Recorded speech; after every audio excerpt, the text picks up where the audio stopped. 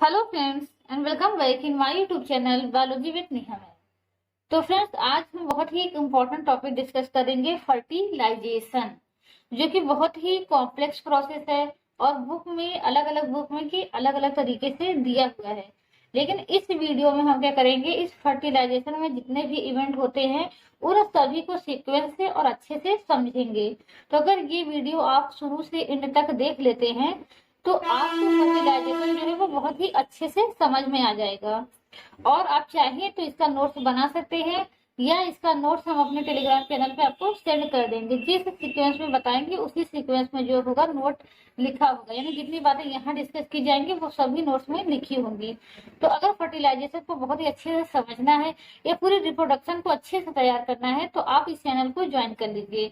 इस चैनल पे फर्टिलाइजेशन के पहले के जितने वीडियो हैं वो कंप्लीट हो चुके हैं। इस वीडियो में हम फर्टिलाइजेशन को अच्छे से समझेंगे। तो फर्टिलाइजेशन, सबसे पहले हम समझते हैं कि फर्टिलाइजेशन क्या होता है। तो अभी तक हमने क्या देख लिया था कि स्पर्म और ओवम कैसे बनते हैं।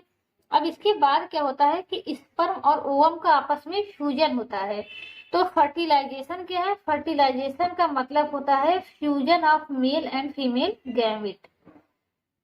Fusion of male and female gamete. Female gamete, male gamete यानी कि स्पर्म हो गया, फीमेल गैमेट यानी कि ओवम हो गया। अब स्पर्म और ओवम जब आपस में फ्यूज करते हैं तब क्या बनता है? जाइगोट बनता है। इसकी हिंदी हम जानते हैं शुक्राणु होता है, इसकी हिंदी अंडाणु होता है और जाइगोट को हम क्या कहते हैं? युग्मनज कहते हैं। युग्म मतलब आप तो जानते ही हैं, जोड़ा होता है, यानी जो दो से मिले वो क्या हो गया? युग्मनज हो गया। शुक्राणु कैसा होता है? अगुणित यानी कि हैप्लॉइड होता है। अंडाणु भी अगुणित यानी कि हैप्लॉइड होता है। जबकि जो जाइगोट बनता है वो कैसा होता है? द्विगुणित होता है यानी कि डिप्लॉइड होता है। अब इसी डिप्लॉइड से क्या होगा? एक डिप्लॉइड ऑर्गेनिज्म बनेगा। तो आप देखते हैं कि जो मनुष्य होता है उसके लाइफ टाइम में क्या होते हैं, ये द्विगुणित फेज ज्यादा समय के लिए रहता है और अगुणित फेज क्या होता है? कुछ समय के लिए बनता है। कब बनता है? बस निषेचन के समय। यानी मनुष्य में बस गैमेट ही क्या होते हैं? अगुणित होते हैं। बाकी उसके जाइगोट से लेकर के पूरा ऑर्गेनिज्म क्या होता है? द्विगुणित होता है। बस अगुणित क्या होते हैं? स्पर्म और ओवम होते हैं। तो इसी को कहा जाता है fusion of male and female gamete. जब मेल और फीमेल गैमेट आपस में फ्यूज कर लेंगे, फ्यूज करके क्या बना लेंगे? जाइगोट बना लेंगे। लेकिन ये इतना सिंपल प्रोसेस नहीं है। ये हमने जैसे कि पहले ही बताया कि ये कॉम्प्लेक्स प्रोसेस है और कई स्टेप में कंप्लीट होता है। तो अगर स्पर्म और ओवम को फ्यूज करना है तो सबसे पहले क्या होगा कि स्पर्म को ओवम तक पहुंचना होगा। कहाँ पहुंचना पड़ेगा? हमने बताया था कि स्पर्म बनते कहाँ है और ओवम कहाँ बनते हैं या रहते कहाँ हैं। तो देखिए, अब ओवम बनता कहाँ है? ओवम ओवरी के अंदर बनता है और रिलीज होकर के कहाँ चला आता है? रिलीज होकर के ये चला आता है ओविडक्ट में। ठीक, ये रिलीज होकर के कहाँ चला आता है? ओविडक्ट में। ओविडक्ट में भी कहाँ चला आता है? एम्पुला और इस्थमस के जंक्शन पे। एम्पुला और इस्थमस के जंक्शन पे। ठीक, तो ये पॉइंट आपको याद रखना है कि फर्टिलाइजेशन कहाँ होता है। फर्टिलाइजेशन एम्पुला और इस्थमस के जंक्शन जो होता है। ओवम यहाँ से रिलीज होकर के, ओवरी से रिलीज होकर के कहाँ पहुंच जाती है? एम्पुला और इस्थमस के जंक्शन पे पहुंच जाती है। अब स्पर्म ओवम तक कैसे पहुंचेगा? क्योंकि ओवम जो होती है वो नॉन मोटाइल होती है, स्पर्म क्या होता है? मोटाइल होता है, यानी स्पर्म को ओवम तक पहुंचना है। अब इसके बारे में इसको जानने के लिए आपको दो प्रोसेस जानना पड़ेगा। एक इजाकुलेशन क्या होता है, दूसरा इनसेमिनेशन क्या होता है। ठीक, इजाकुलेशन और इनसेमिनेशन, और इन दोनों से पहले जानने से पहले हम आपको याद दिला दें, एक चीज हम आपको बता चुके हैं कि सीमेन क्या होता है। सीमेन की हिंदी क्या होती है? वीर्य होते हैं। ठीक, तो सीमेन जैसा कि हमने बताया था कि जो स्पर्म होता है उस स्पर्म के साथ एक फ्लूइड मिला होता है। वो फ्लूइड कहाँ से आता है? जो डिफरेंट प्रकार के मेल में रिप्रोडक्टिव ग्लैंड होते हैं वो एक स्पेशल प्रकार का फ्लूइड सिक्रीट करते हैं और जब उसी फ्लूइड के साथ स्पर्म मिल जाता है, यानी जो रिप्रोडक्टिव ग्लैंड होते हैं उनका फ्लूइड प्लस स्पर्म, दोनों को ही मिलाकर के हम क्या कहते हैं, सीमन कहते हैं। तो सीमन क्या है, रिप्रोडक्टिव जो ग्लैंड्स होते हैं, प्रोस्टेट ग्लैंड, काउपर ग्लैंड, उनका जो फ्लूइड है वो प्लस स्पर्म, दोनों को मिलाकर के हम क्या कहते हैं, सीमन कहते हैं। यह सीमन कहाँ स्टोर रहता है, एपिडिडाइमिस में। एपिडिडाइमिस हमने बताया था एक स्ट्रक्चर होता है। फिर उसके बाद जब सेक्सुअल इंटरकोर्स होता है तो उस दौरान क्या होता है कि यह सीमन जो है वो पेनिस के थ्रू बाहर आ जाता है। तो इसी को कहा जाता है इजैकुलेशन। यानी इजैकुलेशन का मतलब होता है ejection of semen from the male body या discharge of semen from male body. Discharge मतलब आप जानते हैं कि डिस्चार्ज मतलब क्या होता है, बाहर निकालना। Discharge of semen from male body या male reproductive system, male reproductive tract, यानी मेल के रिप्रोडक्टिव सिस्टम से सीमन का बाहर निकलना क्या कहलाता है, इजैकुलेशन। इजैकुलेशन शब्द जो है वो आया है इजेक्ट से, यानी इजेक्शन ऑफ, इजेक्शन मतलब बाहर निकलना। एक होता है इंजेक्शन, इंजेक्शन मतलब अंदर डालना, और इजेक्शन मतलब होता है बाहर निकालना। तो इसको इस तरीके से भी कहते हैं ejection of semen from the mail reproductive tract. जब क्या होता है, सीमन मेल की बॉडी से बाहर आता है, उसी को कहा जाता है इजैकुलेशन। और इंसेमिनेशन कहाँ क्या होता है, इंसेमिनेशन का मतलब होता है, इसको भी हम लिख देते हैं, इंसेमिनेशन का मतलब क्या होता है, पुटिंग ऑफ सीमन,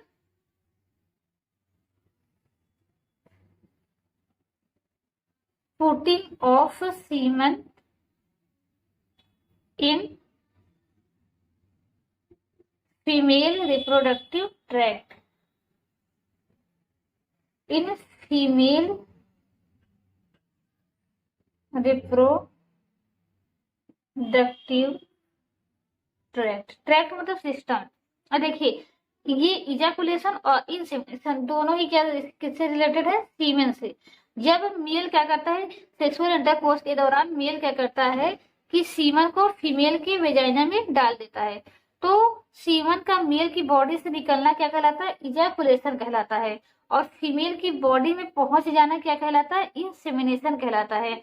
यानी putting of semen into the female reproductive tract या reaching of semen in the female reproductive tract, यानी फीमेल की वेजाइना में सीमन का पहुंच जाना क्या कहलाता है, इंसेमिनेशन कहलाता है। यानी मेल की बॉडी में जब सीमन आ जाएगा तो उसको इंसेमिनेशन कहते हैं। फीमेल मेल की सॉरी जब मेल की बॉडी से सीमन निकल जाता है तो उसको क्या कहते हैं, इजैकुलेशन कहते हैं। और फिर जब वो फीमेल की बॉडी में पहुंच जाता है तो उसको क्या कहते हैं, इंसेमिनेशन कहते हैं। यानी इंसेमिनेशन और इजैकुलेशन दोनों ही किससे रिलेटेड है, सीमन से रिलेटेड है। सेक्सुअल इंटरकोर्स के दौरान मेल क्या करता है, पेनिस के द्वारा अपने सीमन को किसमें इंट्रोड्यूस कर देता है, फीमेल के वेजाइना में। तो मेल से सीमन का निकलना क्या कहलाता है, इजैकुलेशन कहलाता है। और फीमेल की वेजाइना में पहुंचना क्या कहलाता है, इंसेमिनेशन कहलाता है। तो इजा सीमन के लिए आपको दो ऑर्गन भी याद रखने हैं। एक आपको याद रखना है पेनिस, तो पेनिस किस काम में आता है, इजैकुलेशन के काम में आता है, यानी सीमन को बाहर निकालने काम आता है।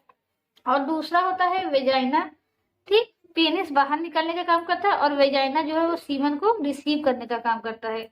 तो पेनिस से सीमन का बाहर निकालना इजैकुलेशन, और वेजाइना द्वारा उसे रिसीव कर लेना क्या कहलाता है, इंसेमिनेशन कहलाता है। तो एक पुटिंग ऑफ सीमन या इंट्रोडक्शन ऑफ सीमन, इंट्रोडक्शन का मतलब आप जानते हैं कि किसी चीज का मतलब किसी चीज के अंदर आ जाना, introduction of semen in the female reproductive tract. तो ये हो गया इजैकुलेशन और इंसेमिनेशन का मतलब। अब देखिए ये हम चीज क्यों बता रहे हैं, कि जब सेक्सुअल इंटरकोर्स के द्वारा सीमन रिलीज होता है, एक बार में जो सीमन रिलीज होता है उसे कहा जाता है वन इजैकुलेट, वन इजैकुलेट। और इस वन इजैकुलेट में क्या होता है, एक बार में मेल जो होता है 3 से 3.5 ml सीमन क्या करता है, डिस्चार्ज करता है। और इस इतने ही सीमन में यानी 3 से 3.5 सीमन में जो होते हैं वो मिलियन होते हैं। 300 से 200 से लेकर के लगभग 300 मिलियन स्पर्म होते हैं। ठीक, एक बार में मेल कितना सीमन डिस्चार्ज करता है, 3 से 3.5 सीमन। 3 से 3.5 ml सीमन डिस्चार्ज करता है और उस सीमन में कितने होते हैं, मिलियन स्पर्म होते हैं, यानी 200 से लेकर 300 मिलियन स्पर्म होंगी। अब यह स्पर्म कहाँ आ गए, मेल से फीमेल के वेजाइना में आ गए। अब इनको पहुंचना कहाँ है, फीमेल के ओविडक्ट तक पहुंचना है, यानी फैलोपियन ट्यूब तक पहुंचना है, जहां पर ओवम है। तो अब क्या होगा कि कुछ चीजें ऐसी होती हैं फीमेल की बॉडी में जो इस चीज को क्या करती है, प्रोत्साहित करती है, यानी स्पर्म को हेल्प करती है ओवम तक पहुंचने में। लेकिन कुछ चीजें ऐसी होती हैं जो बैरियर का काम करती हैं, जैसे कि इस जो सीमन होता है उसमें एक पदार्थ होता है प्रोस्टाग्लैंडिन्स। अब यह प्रोस्टाग्लैंडिन्स क्या करता है कि यह जो यूट्रस की मसल्स होती है, वेजाइना की मसल्स होती है, उनमें एक मूवमेंट शुरू करता है, देता है पेरिस्टाल्सिस मूवमेंट। यानी ओवम और ओवरी वेजाइना और यूट्रस क्या करते हैं, पेरिस्टाल्सिस मूवमेंट होता है, यानी इस तरीके से सिकुड़ती हैं जिससे स्पर्म क्या होता है, ऊपर की तरफ मूव करते हैं। और दूसरे प्रकार का एक सक्शन मूवमेंट भी होता है यूट्रस के द्वारा, जो स्पर्म को क्या करता है, नीचे से ऊपर की तरफ खींचता है। लेकिन कुछ बैरियर भी होते हैं जिनके द्वारा क्या होते हैं, बड़ी मात्रा में जो है स्पर्म किल हो जाते हैं। देखिए ओवम एक ही बनता है, लेकिन आप देख रहे हैं स्पर्म जो है मिलियंस में बन रहे हैं। उसके पीछे का ये रीजन है कि जो वेजाइना होती है वो कैसी होती है, एसिडिक इन नेचर होती है। एसिडिक इन नेचर क्यों होती है, क्योंकि वेजाइना के थ्रू कोई भी दूसरा ऑर्गेनिज्म यानी बैक्टीरिया, वायरस या कोई अलग ऑर्गेनिज्म वो फीमेल की बॉडी में ना आ जाए, इसीलिए वेजाइना क्या होती है, एसिडिक होती है। एसिडिक होने की वजह से जितने भी बाहर के जो ऑर्गेनिज्म होते हैं, जीवाणु, बैक्टीरिया या वायरस, वो सभी किल हो जाते हैं। तो स्पर्म भी इस एसिडिक नेचर के कारण बड़ी मात्रा में किल हो जाते हैं। दूसरी चीज है कि यूट्रस में बड़ी मात्रा में फैगोसाइटोसिस सेल होती है। फैगोसाइटोसिस सेल ये क्या करती हैं, ये स्पर्म का भक्षण कर जाती है। इनको हम कहते हैं भक्षण कोशिका कहते हैं, यानी ऐसी कोशिका जो दूसरी कोशिका को खा जाती हो। तो फैगोसाइटोसिस सेल्स होती हैं, फैगोसिटिक सेल हम इसको कहते हैं। फैगोसिटिक सेल होती हैं जो कि क्या करती है, स्पर्म का भक्षण कर जाती है, यानी बड़ी मात्रा में स्पर्म जो होते हैं इन दोनों प्रोसेस के द्वारा खत्म हो जाते हैं। केवल 100 स्पर्म ही जो है वो ओवम तक पहुंचते हैं, बनते भले ही मिलियन में है, लेकिन ज्यादा से ज्यादा क्या होता है, यूट्रस में ही खत्म हो जाते हैं या डेड हो जाते हैं। डेड क्यों हो जाते हैं, ये आपको समझ में आ गया। अब देखिए यूट्रस से ओविडक्ट तक पहुंचने के प्रोसेस में एक प्रोसेस होता है कैपासिटेशन। इस कैपासिटेशन का क्या मतलब होता है, हमने एक प्रोसेस आपको बताया था कि जो इपिडिडाइमिस होता है वहां पर क्या होता है, स्पर्म का फिजिकल या मार्फोलॉजिकल मैच्योरेशन होता है, यानी वहां पर स्पर्म जो है अपनी फुल संरचना गेन करता है। लेकिन अब इसके बाद क्या होगा, स्पर्म को जो है वो फंक्शनली क्या किया जाएगा, मेच्योर किया जाएगा, यानी यहाँ पर जो है वो स्पर्म जो है वो अपनी मेच्योरिटी अटेन करेगा, फंक्शनल मेच्योरिटी। अगर पूछा जाए फिजिकल मैच्योरिटी कहाँ अटेन करता है, तो फिजिकल मैच्योरिटी वो अपनी इपिडिडाइमिस में अटेन करता है। लेकिन फंक्शनल मैच्योरिटी कहाँ अटेन करता है, तो वो फीमेल के रिप्रोडक्टिव ट्रैक्ट में अटेन करता है। तो कैपासिटेशन क्या होता है, capacitation is a process by which sperm attain functional maturity in the female reproductive tract. अब यानी जब फंक्शनल मैच्योरिटी अटेन करना ही क्या कहलाता है, कैपासिटेशन कहलाता है। तो कैपासिटेशन होता कैसे है, हमने बताया था कि स्पर्म में क्या होता है, एक्रोसोम होते हैं। इस एक्रोसोम में क्या होते हैं, एंजाइम्स भरे होते हैं। लेकिन यह इसकी जो एक्रोसोम की ये मेम्ब्रेन होती है, एक्रोसोम मेम्ब्रेन, ये बहुत मोटी होती है। तो अगर कैपासिटेशन का प्रोसेस ना हो तो एंजाइम इससे बाहर नहीं निकल पाएंगे। अब होता क्या है कैपासिटेशन में कि इसकी जो मेम्ब्रेन होती है उससे कुछ स्टेरॉइड और ग्लाइकोप्रोटीन लगे होते हैं। तो फीमेल के रिप्रोडक्टिव ट्रैक्ट में कुछ ऐसे सबस्टेंस बनते हैं जो कि आकर के इससे जुड़ जाते हैं, इसके जो ग्लाइकोप्रोटीन और स्टेरॉइड है उससे आकर के जुड़ जाते हैं और उसको रिमूव कर देते हैं। तो इसके फलस्वरूप क्या होगा कि यह एक्रोसोम की मेम्ब्रेन जो होगी वो पतली हो जाएगी और परमिएबल हो जाएगी, यानी इसके एंजाइम क्या होंगे, बाहर आ जाएंगे। एक प्रोसेस तो ये होता है। दूसरा प्रोसेस ये होता है कि फीमेल के रिप्रोडक्टिव ट्रैक्ट में बड़ी मात्रा में स्पर्म के अंदर कैल्शियम आते हैं, जिससे क्या होता है, स्पर्म जो होता है वो मोर एक्टिव हो जाता है। ठीक, मोर एक्टिव हो जाएगा और मोर क्या हो जाएगा, मूवेबल हो जाएगा, यानी गतिशीलता क्या हो जाएगी, इसकी बढ़ जाएगी। तो इस तरीके से आप देख रहे हैं यहाँ पर क्या हो गया, स्पर्म ज्यादा मोटाइल हो गया और ज्यादा फंक्शनल हो गया, यानी ज्यादा से। अब इसके पहले अगर ये चीजें नहीं होती तो स्पर्म तेजी से ओवम के पास नहीं पहुंच पाता, अगर पहुंच भी जाता तो एक्रोसोम रिलीज नहीं हो पाता, यानी वो अपना काम नहीं कर पाता।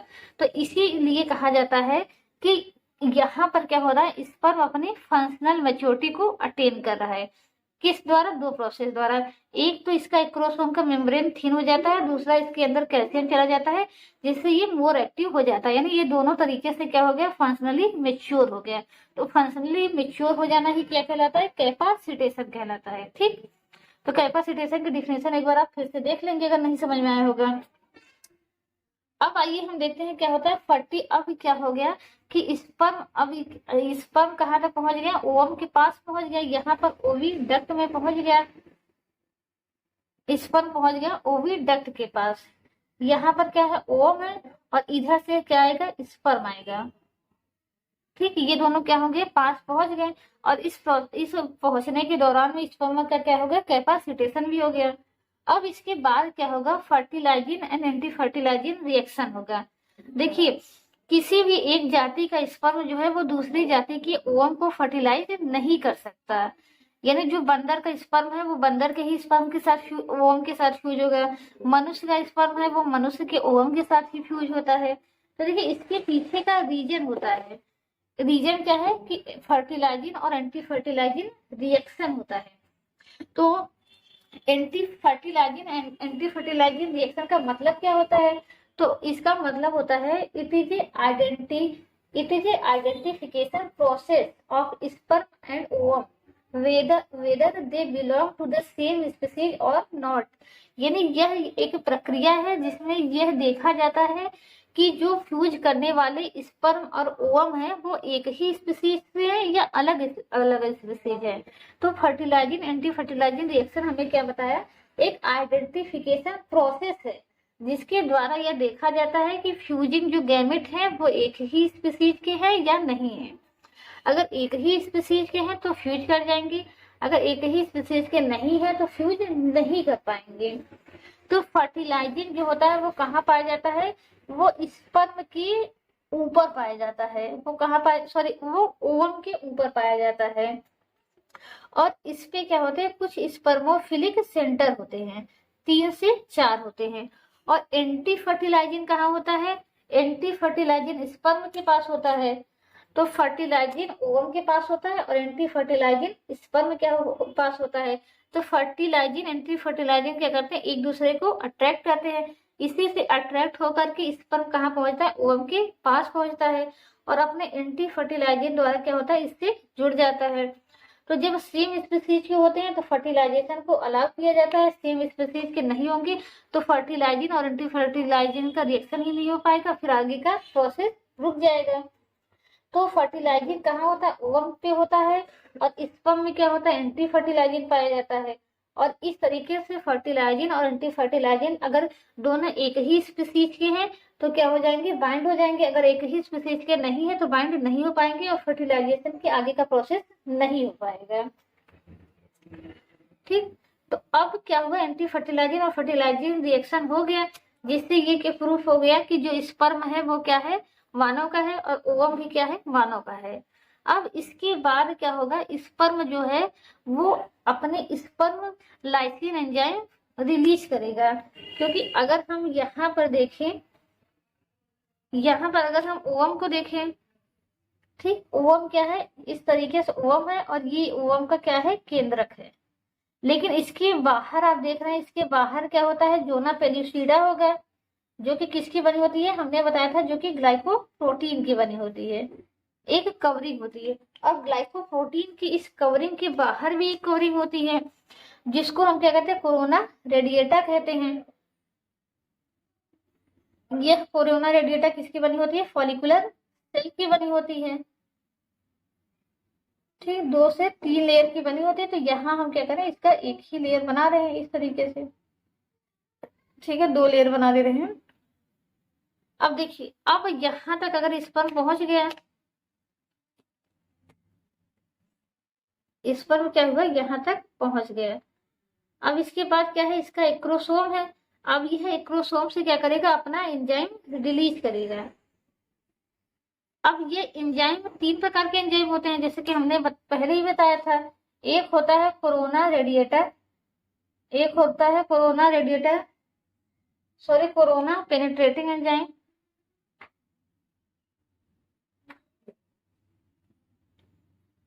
कोरोना पेनिट्रेटिंग एंजाइम जो क्या करेगा, इस कोरोना रेडिएटर को डिजोल्व कर देगा।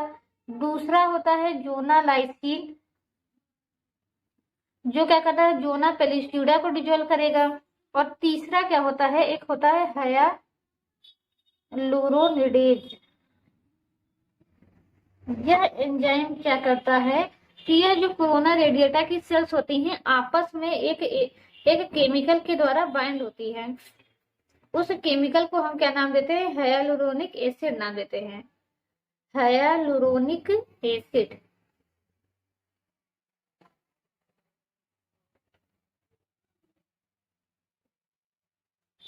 हायालुरोनिक एसिड के द्वारा कौन आपस में बाइंड होता है, कोरोना रेडिएटा की सेल। तो इस पर में लाइसिन में 3 एंजाइम हो गए, कोरोना पेनिट्रेटिंग एंजाइम जो कि कोरोना रेडिएटा को डिजोल्व कर देगा, हायालुरोनिडेज क्या करेगा, हायालुरोनिक एसिड को डिजोल्व करेगा, जोना लाइसिन क्या करेगा, जोना पेलिस्यूडा को डिजोल्व कर देगा। इस तरीके से क्या हो जाएंगे, ये तीनों लेयर आपस में डिजोल्व हो जाएंगे। ठीक, और लास्ट वाली लेयर कौन सी बचेगी, विटेलाइन मेम्ब्रेन बचेगी। और इस तरीके से क्या होगा, फाइनली तो ढेर सारे स्पर्म आएंगे, लेकिन अल्टीमेटली जो स्पर्म क्या करेगा, पहले इन लेयर को डिजोल्व कर लेगा, वो कहाँ तक पहुंच जाएगा, ओवम के पास तक पहुंच जाएगा, इस तरीके से। अब जैसे ही स्पर्म जिस पॉइंट पर टच करता है, उस पॉइंट पर क्या होता है कि एक फर्टिलाइजेशन कोन बन जाता है, यानी इस तरीके से यह भित्ति थोड़ी सी उठ जाएगी। जो विटेलाइन मेम्ब्रेन होता है ये थोड़ा सा ऊपर की तरफ उठेगी, इस तरीके से, ऐसे। इसी को कहा जाता है फर्टिलाइजेशन कोन, या इसी को एक और नाम देते हैं रिसेप्टिव कोन, क्योंकि ये रिसीव करेगी, इसी को कहा जाता है रिसेप्टिव कोन। ठीक, अब ये क्या करेगी, ये रिसेप्टिव कोन क्या करती है, स्पर्म के साथ जाकर के फ्यूज कर जाएगी, इस तरीके से। तो आप क्रमिक से बनाइएगा, हम बार बार इरेज करके बना रहे हैं, लेकिन आप क्रम से बनाइएगा कि इसके बाद का प्रोसेस ये हो रहा है, इसके बाद का प्रोसेस ये हो रहा है। ठीक, इस तरीके से ये स्पर्म और ओवम क्या करेंगे, आपस में फ्यूज कर जाएंगे। यहाँ पर क्या होगा, कोन की तरह उठेगा और इस कोन की भित्ति क्या होगी, डिजोल्व हो जाएगी, और ये भित्ति जाकर के ओवम की भित्ति से जुड़ जाएगी, इस तरीके से, ऐसे। ये क्या बन गया, रिसेप्टिव कोन बन गया। अब जैसे ही स्पर्म क्या करता है, ओवम को टच करता है, एक चीज तो ये होती है कि फर्टिलाइजेशन कोन बन जाता है। और ये फर्टिलाइजेशन कोन क्या करता है कि स्पर्म के से जाकर के फ्यूज कर जाता है, यानी पूरा ओवम स्पर्म के साथ फ्यूज नहीं करता, केवल फर्टिलाइजेशन कोन का ही पार्ट क्या होता है, उसकी भित्ति डिजोल्व होती है, स्पर्म की भित्ति भी डिजोल्व होती है, और दोनों आपस में फ्यूज कर जाते हैं। फिर इसके साथ ही साथ एक और प्रोसेस शुरू हो जाता है, स्टार्टिंग ऑफ मियोसिस सेकेंड। तो हमने बताया था ये एक्चुअल में हम बार बार ओम कह रहे हैं, लेकिन ये होता क्या है, सेकेंडरी oocyte होता है। अब सेकेंडरी oocyte में हम जानते हैं जब मियोसिस सेकेंड होगा, तो मियोसिस सेकेंड से क्या बनेगा, एक पोलर बॉडी बनेगी, इस तरीके से, यानी एक कोशिका से क्या बन जाएगी, एक पोलर बॉडी बन जाएगी, और एक क्या बन जाएगा, ओवम का न्यूक्लियस बन जाएगा। ठीक, यानी जब इसमें क्या होगा, अभी तक इसमें क्या था, ये अगर हम बात करें, अभी तक इसमें जो न्यूक्लियस है उसको, वो कौन सा न्यूक्लियस था, सेकेंडरी oocyte का न्यूक्लियस था। इस सेकेंडरी oocyte के न्यूक्लियस से एक क्या बनता है, पोलर न्यूक्लियस बनता है, और एक ओवम का न्यूक्लियस बनता है। इस पोलर न्यूक्लियस को क्या करते हैं, इसको तो बाहर निकाल दिया जाता है कोशिका से। ठीक, और बचता कौन है, केवल और केवल ओवम का न्यूक्लियस बचता है। ठीक, तो ये पॉइंट आप नोट कर लीजिएगा कि जो सेकेंडरी oocyte का न्यूक्लियस है वो डिवाइड होता है पोलर न्यूक्लियस में और ओवम के न्यूक्लियस में पोलर न्यूक्लियस को बाहर निकाल दिया जाता है और ओवम का न्यूक्लियस इसी के अंदर रहेगा। तो ये ओवम का न्यूक्लियस है और पूरी स्ट्रक्चर का नाम क्या हो गया, ओवम नाम हो गया। जब सेकेंडरी ओसाइड का न्यूक्लियस है तो पूरी स्ट्रक्चर को हमने क्या नाम दिया था, सेकेंडरी ओसाइड। अब क्या है, ये ओवम का न्यूक्लियस और पूरी संरचना क्या है, ओवम। यानी अब क्या हो गया कि मियोसिस सेकेंड हो गया और मियोसिस सेकेंड से क्या हो गया, पोलर बॉडी बाहर निकल गई और ओवम का फॉर्मेशन हो गया। अब ओवम का फॉर्मेशन हो गया, ओवम के न्यूक्लियस को हम यहाँ बना रहे हैं, ठीक। ये क्या हो गया, ओवम का न्यूक्लियस हो गया। अब स्पर्म क्या करता है, स्पर्म पूरा अंदर नहीं आता है, स्पर्म का क्या आता है, स्पर्म का न्यूक्लियस अंदर आता है और साथ ही साथ स्पर्म का जो हमने बताया था प्रोक्सिमल सेंट्रियोल है वो भी अंदर आता है, लेकिन उसको यहाँ पर दिखाने की जरूरत नहीं है।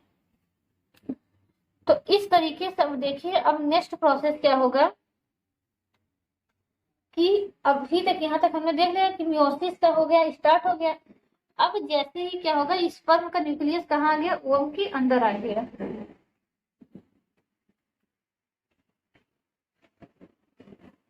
ये क्या थी, हमारी ओवम थी। अभी तक क्या था, सेकेंडरी ओसाइट। अब ये हमारी क्या बन गई, ओवम बन गई और ये ओवम का न्यूक्लियस है और ये स्पर्म का न्यूक्लियस है।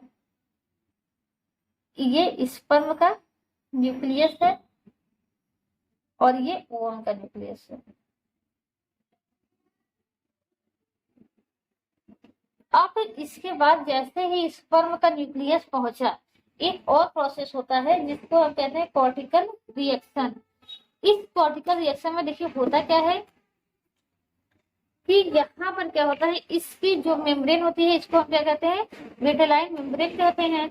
और विटेलाइन मेम्ब्रेन के अंदर जो साइटोप्लाज्म भरा होता है वो दो भागों में बटा होता है।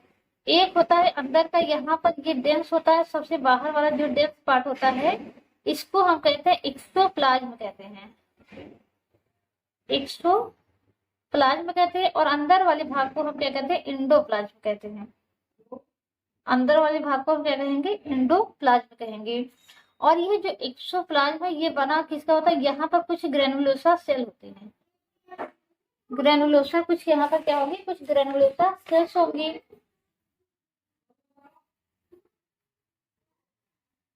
सॉरी, ग्रेनुलोसा नहीं, कॉर्टिकल ग्रेन्यूल होती है, कॉर्टिकल ग्रेन्यूल। ये छोटी छोटी क्या होती है, कणिकाएं होती हैं, छोटे छोटे इसी तरीके से पार्टिकल होते हैं। किसमें होते हैं, एक्सोप्लाज्म में। और जैसे ही स्पर्म ओवम के अंदर आता है, ये कॉर्टिकल ग्रेन्यूल जो होते हैं वो जाकर के विटेलाइन मेम्ब्रेन के साथ ऐसे जुड़ जाते हैं इस तरीके से डेंसली। पहले क्या होते हैं, इन डेंस फॉर्म में रहते हैं, पहले डेंसली अरेंज नहीं होते। जैसे ही ओवम क्या होता, जैसे ही स्पर्म का केंद्र क्या होता है ओवम के अंदर आता है, ऐसे ही क्या होते हैं, ये जाकर के विटेलाइन मेम्ब्रेन के साथ सघनता से यानी डेंस रूप में जुड़ जाते हैं। तो vitelline membrane plus cortical granule, इन दोनों को मिला करके ही जो एक मेम्ब्रेन बन गई, इसको हम कहते हैं फर्टिलाइजेशन मेम्ब्रेन। अब ये फर्टिलाइजेशन मेम्ब्रेन बनी क्यों, इससे फायदा क्या होगा, तो इससे फायदा ये होगा कि एक स्पर्म तो ओवम के अंदर आ गया, अब दूसरा स्पर्म जो है ये फर्टिलाइजेशन मेम्ब्रेन को क्रॉस करके नहीं आ पाएगा। तो इस तरीके से आप देख रहे हैं, तो एक कोशिका की जो डिप्लॉइडी है वो मेंटेन रहेगी। अगर बाकी दूसरा स्पर्म का न्यूक्लियस भी आ गया तो हमारी कोशिका कैसी हो जाएगी, पॉलीप्लॉइड हो जाएगी, तो एक नॉर्मल जाइगोट नहीं बन पाएगा। तो फर्टिलाइजेशन मेम्ब्रेन क्या करता है कि यह जो है डिप्लॉइडी को मेंटेन करता है, या हम कहें कि पॉलीप्लॉइडी या पॉलीस्पर्मी। पॉलीस्पर्मी मतलब जब एक से ज्यादा स्पर्म ओवम के अंदर आ जाए तो पॉलीस्पर्मी को रोकता है। तो इस तरीके से क्या हो जाएगा, हमारा छठा प्रोसेस हो जाएगा, कॉर्टिकल रिएक्शन हो जाएगा। अब सातवां प्रोसेस क्या होता है, सिनगैमी, जो कि लास्ट और सबसे इंपॉर्टेंट प्रोसेस है। अब यहाँ पर क्या होगा, ये ओवम का केंद्रक बन गया, ठीक, ये ओवम का केंद्रक और ये स्पर्म का केंद्रक। अब दोनों केंद्रक क्या करेंगे, आपस में फ्यूज करेंगे, फ्यूज करके क्या बनाएंगे, जाइगोट का केंद्रक बनाएंगे। तो ओवम का केंद्रक और स्पर्म का केंद्रक के मिलने की प्रक्रिया को हम क्या कहते हैं, सिनगैमी कहते हैं। सिनगैमी का क्या मतलब होता है, fusion of male and female gametic nuclei, fusion of male and female gametic nuclei.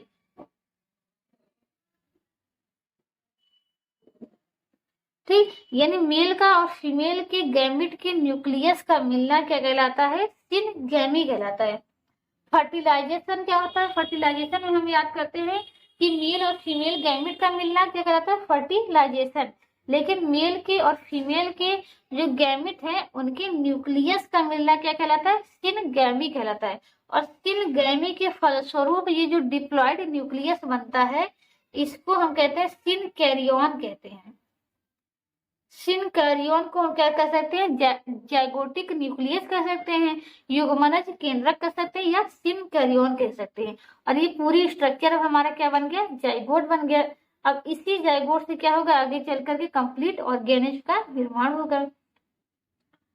तो इस तरीके से क्या हो गया? जाइगोट का निर्माण हो गया। तो इस तरीके से हमारा क्या होगा? फर्टिलाइजेशन कंप्लीट हो गया। तो फर्टिलाइजेशन इस तरीके से देखा आपने कि 7 स्टेप में कंप्लीट होता है। सबसे पहले स्पर्म जो है ओवम तक पहुंचता है। पहुंचने के दौरान ही एक प्रोसेस होता है जिसको हम क्या कहते हैं? कैपासिटेशन कहते हैं। स्पर्म जो है ओवम तक पहुंचने में क्या होता है? काफी संघर्ष के द्वारा पहुंचता है। बहुत सारे स्पर्म बनते तो मिलियन में 300 मिलियन स्पर्म होते हैं, लेकिन फैगोसाइटोसिस के द्वारा और वेजाइना की जो एसिडिटी होती है उसके द्वारा ज्यादा से ज्यादा स्पर्म जो होते हैं वो किल हो जाते हैं। केवल जो 100 स्पर्म होते हैं वही ओवम तक पहुंचते हैं।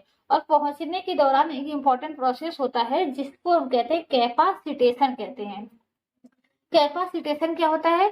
तो हमने बताया it is a process by which sperm attain it's functional maturity. यानी कैपासिटेशन क्या है? यह एक प्रोसेस है जिसके द्वारा स्पर्म क्या होता है? फंक्शनली मेच्योर हो जाता है। फंक्शनली मेच्योर हो जाने का मतलब कि फर्टिलाइजेशन के योग्य हो जाता है। अब उसके बाद जब स्पर्म ओवम के पास पहुंच गया तो एक आइडेंटिफिकेशन प्रोसेस होता है कि स्पर्म और ओवम दोनों एक ही स्पीशीज के हैं या नहीं। तो इसी आइडेंटिफिकेशन प्रोसेस को हम क्या कहते हैं? Fertilising and anti fertilising reaction कहते हैं। फर्टिलाइजिंग ओवम पे होता है और एंटी फर्टिलाइजिंग स्पर्म पे होता है। फिर ये रिएक्शन हो गया, आइडेंटिफाई हो गया कि स्पर्म और ओवम क्या है? एक ही स्पीशीज के हैं। तो स्पर्म क्या करेगा? स्पर्म लाइसिन एंजाइम रिलीज करेगा। स्पर्म लाइसिन में क्या होते हैं? 3 एंजाइम्स होते हैं। एक होता है कोरोना पेनिट्रेटिंग एंजाइम, एक होता है हायालुरोनिडेज होता है, और एक होता है जोना लाइसिन होता है जो कि जोना पेलुसिडा को डिजोल्व करता है, एक कोरोना रेडिएटा को डिजोल्व करता है, एक हाइलुरोनिक एसिड को डिजोल्व करता है। फिर इस तरीके से डिजोल्व हो गए तो स्पर्म कहाँ पहुंच गया? ओवम के पास पहुंच गया। जिस पॉइंट पर वो ओवम को टच करेगा उस पॉइंट पर एक क्या होगा? ट्रायंगुलर क्या बनेगा? ट्रायंगुलर स्ट्रक्चर बन जाएगा। उस ट्रायंगुलर स्ट्रक्चर को हम क्या करेंगे? फर्टिलाइजेशन कोन या रिसेप्टिव कोन का नाम दे देंगे। और इस रिसेप्टिव कोन क्या होगा? वो रिसेप्टिव कोन क्या होगा? फ्यूज कर जाएगा। किसके साथ? यह रिसेप्टिव कोन जो बनेगा, यह रिसेप्टिव कोन किसके साथ फ्यूज कर जाएगा? स्पर्म के साथ फ्यूज कर जाएगा। और इसी के द्वारा, रिसेप्टिव कोन के द्वारा ही स्पर्म का केंद्रक ओवम के केंद्रक के पास आ जाएगा, यानी ओवम के अंदर आ जाएगा। फिर जैसे ही स्पर्म ओवम को टच करता है एक और प्रोसेस शुरू होता है कि मियोसिस सेकंड शुरू हो जाता है। मियोसिस सेकंड से क्या होता है? सेकेंडरी oocyte किस में कन्वर्ट हो जाती है? ओवम में कन्वर्ट हो जाती है। फिर एक स्पर्म का केंद्रक ओवम के अंदर आ गया, उसके बाद कोई और स्पर्म एंटर ना कर पाए, इसके लिए एक रिएक्शन होता है जिसको हम कॉर्टिकल रिएक्शन कहते हैं, या दूसरे शब्दों में कहें क्या होता है? फॉर्मेशन ऑफ फर्टिलाइजेशन मेम्ब्रेन का हो जाता है। फर्टिलाइजेशन मेम्ब्रेन क्या होता है? कॉर्टिकल ग्रेन्यूल और जो विटेलाइन मेम्ब्रेन होती है वो दोनों अच्छी तरीके से जुड़ जाती हैं, जुड़ करके एक मेम्ब्रेन बना लेती हैं जिसको हम क्या कहते हैं? फर्टिलाइजेशन मेम्ब्रेन कहते हैं। और फर्टिलाइजेशन मेम्ब्रेन का बनना क्या कहलाता है? कॉर्टिकल रिएक्शन कहलाता है। फिर उसके बाद क्या होगा? सबसे लास्ट में और सबसे मोस्ट इम्पोर्टेंट प्रोसेस होता है कि जो हैप्लॉइड स्पर्म का केंद्रक है, जो हैप्लॉइड ओवम का केंद्रक है, दोनों आपस में फ्यूज करेंगी। दोनों के केंद्रक का फ्यूजन क्या कहलाता है? सिनगैमी कहलाता है। सिनगैमी के फलस्वरूप जो डिप्लॉइड केंद्रक बनेगा उसको हम क्या कहेंगे? सिनकैरियन कहेंगे। और इस पूरे स्ट्रक्चर को हम क्या कहेंगे? जाइगोट कहेंगे। तो इस तरीके से हमने देखा कि फर्टिलाइजेशन क्या होता है, स्पर्म और ओवम का फ्यूज करके जाइगोट बनाने की प्रक्रिया को हम फर्टिलाइजेशन कहते हैं।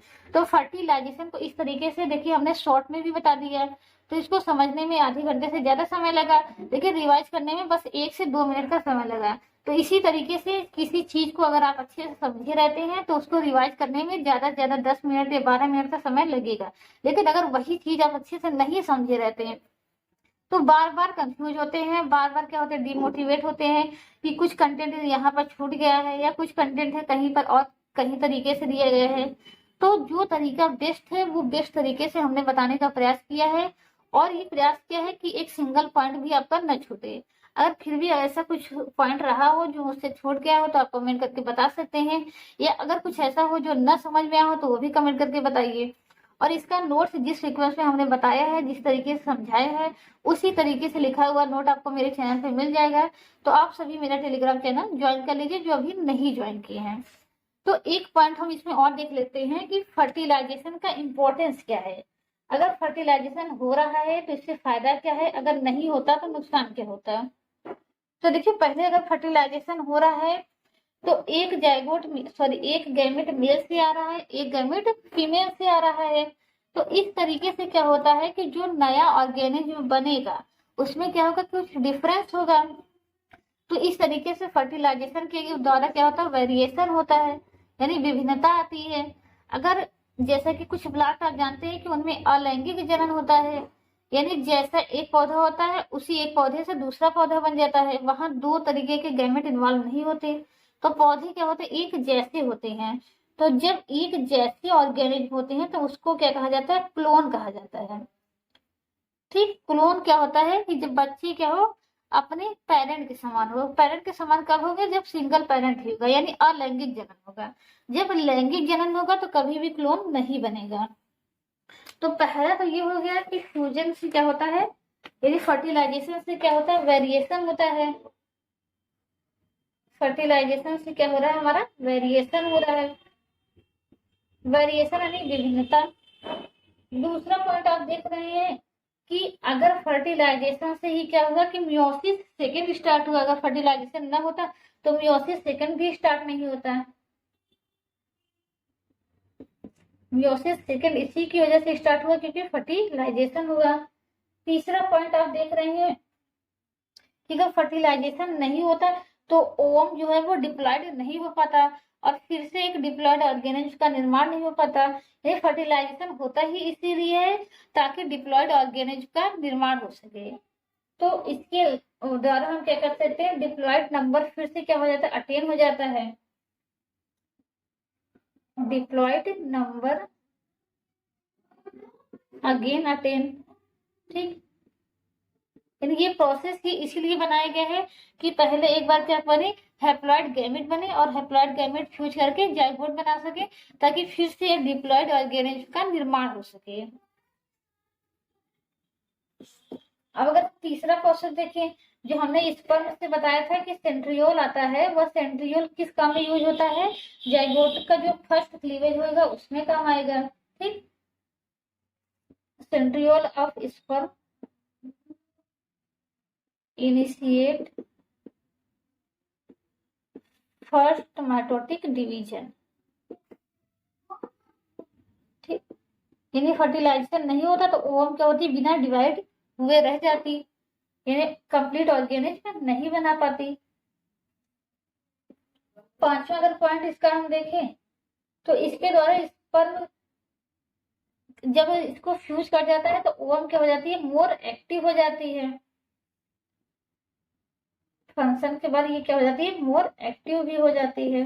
ठीक, और डिवाइड होकर के क्या करती है, फिर डिवाइड होकर के एम्ब्रियो का निर्माण करती है। एक और प्रोसेस देखते हैं, इसके द्वारा क्या होता है कि कॉपुलेशन पाथ। कॉपुलेशन पाथ का मतलब क्या होता है, जो कॉपुलेशन पाथ होता है, यानी जैसे कि ये जो यहाँ पर क्या है, ओवम है, और यहाँ पर मान लीजिए ओवम का केंद्रक है।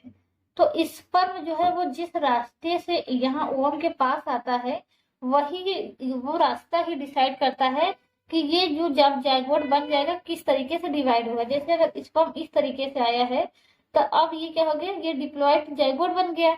तो ये डिप्लॉयड जाइगोट भी क्या होगा, इसी तरीके से डिवाइड होगा। अगर स्पर्म इधर से आता है तो ये जाइगोट इस तरीके से डिवाइड होगा। तो कॉपुलेशन पाथ का मतलब क्या होता है, the path of sperm nucleus taken by to reach ovum nucleus. The path taken by sperm nucleus to reach ovum, यानी वह रास्ता जिस रास्ते पर चल करके स्पर्म का न्यूक्लियस ओवम के न्यूक्लियस तक पहुंचता है। To reach sperm nucleus. देखिए बहुत लोग ये कहते हैं कि मैम आप हिंदी में पढ़ाइए। देखिए हर एक चीज तो हम हिंदी में बता रहे, जैसे वेरिएशन बताएं तो वेरिएशन की हिंदी क्या होती है वो भी बता रहे हैं। हर एक चीज यहाँ पर एक सेंटेंस लिख रहे हैं तो इसकी हिंदी भी बता रहे हैं। तो यहाँ ये मान रहे हैं कि इंग्लिश में भी लिख रहे हैं, लेकिन देखिए अगर इंग्लिश हिंदी में बहुत लिखेंगे, दोनों लिखेंगे, तो वीडियो जो है वो बहुत लेंथी हो जाएगा। तो हम लिख भले ही इंग्लिश में रहे हैं, लेकिन बोल तो हर एक चीज को हिंदी में ही रहे हैं। अगर कुछ चीज हिंदी में नहीं बोल रहे हैं तो आपके पास इंटर की बुक होगी, वहां से आप मिलान कर लीजिए कि ये शब्द जो है इसकी हिंदी में क्या मीनिंग है। अगर हर एक चीज तो हम हिंदी में ही समझा रहे हैं, तो देखिए आप अपनी तरफ से थोड़ा सा एफर्ट लगाइए, थोड़ा सा एफर्ट हम लगाएंगे तो चीजें बहुत आसान हो जाएंगी और आपको आसानी से समझ में आ जाएंगी। हम पूरी कोशिश करेंगे कोई भी एक ऐसा शब्द ना हो जिसका हम हिंदी न बताएं। हर एक चीज को हम हिंदी में भी बता रहे हैं तो इंग्लिश में भी बता रहे हैं। तो थोड़ा सा आप भी कोशिश कीजिए कि जो भी आप वीडियो देख रहे हैं उस वीडियो के एंड में अगर किसी चीज की हिंदी आपको नहीं समझ में आ रही तो आपको क्या करिए, कमेंट कर दीजिए, या टेलीग्राम चैनल पे कमेंट कर दीजिए, या तो वीडियो के नीचे ही कमेंट कर दीजिए, या फिर आप सिंपली क्या करिए, आपके पास बुक है तो उस बुक में से ही उस चीज की हिंदी देख लीजिए। या आप हर एक चीज को यहाँ पर जितने चीजें बताया है मियोसिस होता है तो इसको अर्धसूत्री याद करने से अच्छा है आप इसको मियोसिस ही याद करिए, डिप्लॉयड ही याद करिए, सेंट्रियोल ही याद कीजिए। तो कुछ चीजों को क्या होता है वो इंग्लिश ही याद कीजिए, हिंदी के पीछे तक परेशान मत रहिए, क्योंकि आप इसके बाद पढ़ाने जाएंगे तो एनसीईआरटी में भी देखेंगे बहुत ही चीजों को, हर एक चीज को इंग्लिश में ही लिखा हुआ है। तो हिंदी अब धीरे धीरे कम प्रयोग में आती है, तो कोशिश कीजिए कि अगर कोई चीज इंग्लिश में है तो उसको इंग्लिश में ही याद की रहिए। इंग्लिश की चीजों को आप हिंदी में भी लिख सकते हैं। तो यहाँ पर ये हमारा लास्ट पॉइंट क्या है कि कैलकुलेशन पाथ जो होता है वो डिसाइड करता है एक्सिस ऑफ डिवीजन। वो क्या डिसाइड करता है, decide axis of division, decide axis of division.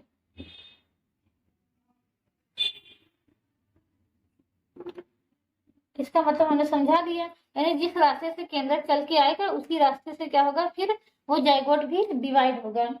तो इस तरीके से आई होप आपको अच्छे से समझ में आ गया होगा कि फर्टिलाइजेशन कैसे होता है। तो अगर वीडियो आपके लिए हेल्पफुल रहा हो तो प्लीज वीडियो को लाइक करिए और चैनल को सब्सक्राइब कर लीजिए। इसके बाद की वीडियो में हम क्या देखेंगे कि पोस्ट फर्टिलाइजेशन इवेंट देखेंगे। जैसा कि हमने बताया कि रिप्रोडक्शन को हम 2 स्टेप में बांट देते हैं, 3 स्टेप में बांट देते हैं। सबसे पहले हम देखते हैं प्री फर्टिलाइजेशन इवेंट, फिर फर्टिलाइजेशन देखते हैं और फिर उसके बाद पोस्ट फर्टिलाइजेशन इवेंट देखते हैं। तो पोस्ट फर्टिलाइजेशन इवेंट में हम क्या देखेंगे, फिर यह जाइगोट आगे चल करके एक ऑर्गेनिज्म कैसे बनाता है, यानी इससे कैसे मारुला बनता है, कैसे ब्लास्टुला बनता है, कैसे ग्लैस्टुला बनता है, प्लेसेंटा क्या होती है, प्लेसेंटा का कार्य क्या होता है, प्लेसेंटा से रिलीज होने वाले हार्मोन्स क्या होते हैं, इस सब के बारे में अच्छे से देखेंगे। तो अगर अभी तक आप क्या है मेरे साथ अपनी स्टडी नहीं कर रहे हैं तो इस चैनल को सब्सक्राइब कर लीजिए और मेरे साथ जुड़ जाइए एक बेहतरीन स्टडी के लिए। और अगर अभी तक वीडियो लाइक नहीं किया है तो प्लीज वीडियो को लाइक कर दीजिए, उसके बाद ही वीडियो को बंद करिए। और वीडियो को पूरा देखने के लिए आप सभी का बहुत बहुत धन्यवाद। इसी तरीके से आप टीजीटी पीजीटी की तैयारी में लगे रहिए और अगर इस तरीके से पढ़ते हैं तो 100% है कि आपका सिलेक्शन हो जाएगा। Thank you so much.